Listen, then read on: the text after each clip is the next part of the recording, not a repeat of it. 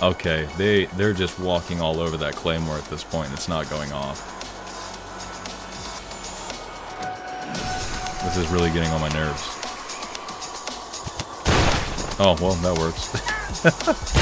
Oh no, it was my own claymore! Oh no! I did it again!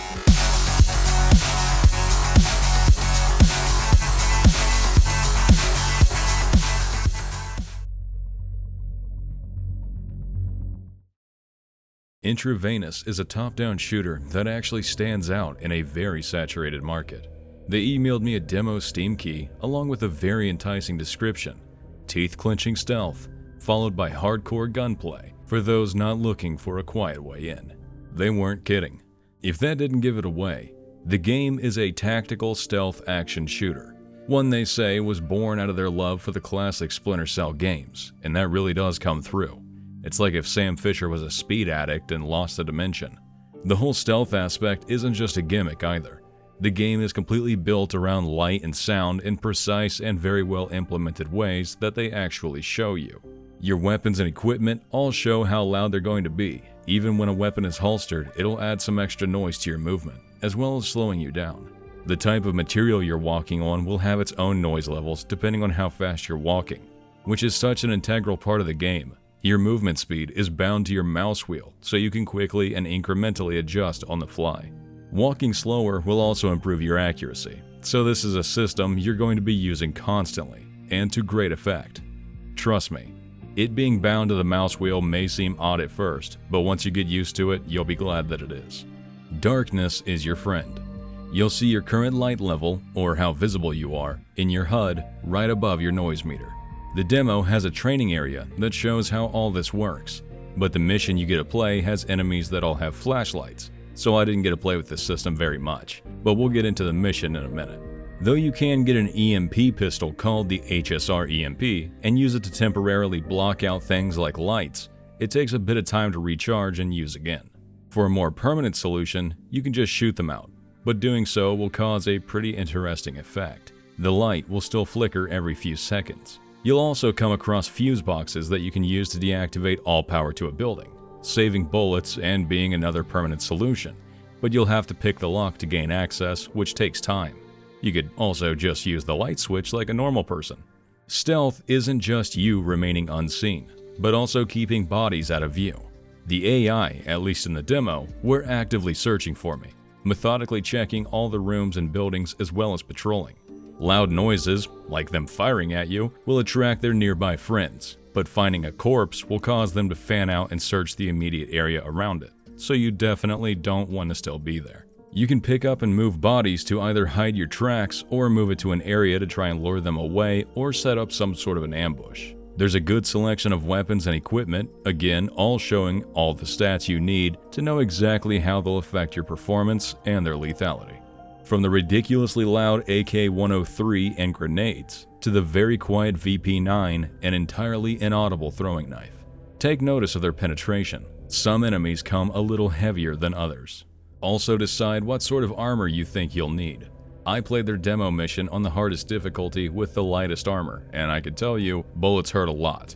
The AI is definitely no slouch. I've already said that they actively and methodically search for you, but if you think you can just lure them into a doorway and pick them off one at a time, they'll see what you're doing and take up defensive positions around you, and they will not budge until you do. This was the most impressive thing I saw the AI do, and a very smart decision on the developer's part. More games should do this. As for my personal opinion on how everything else works and feels, it's good. Really good. I may only have a single mission to base all this off of, but if the rest of the game is like this, we might be looking at another Hotline Miami breakout. The only thing I have in the form of criticism is really just suggestions. Like, I think it would be cool and fitting for the game if the pace of your character's actions matched their movement speed. Having your speed set to max would allow you to do things like switch weapons, pick locks, and jump through windows faster but louder, whereas a stealthier and slower movement speed would have them do these things slower. Anyways, I'm gonna shut up for a minute and let you see one of my playthroughs of the mission in its entirety, so you can see exactly how the game is and what to expect.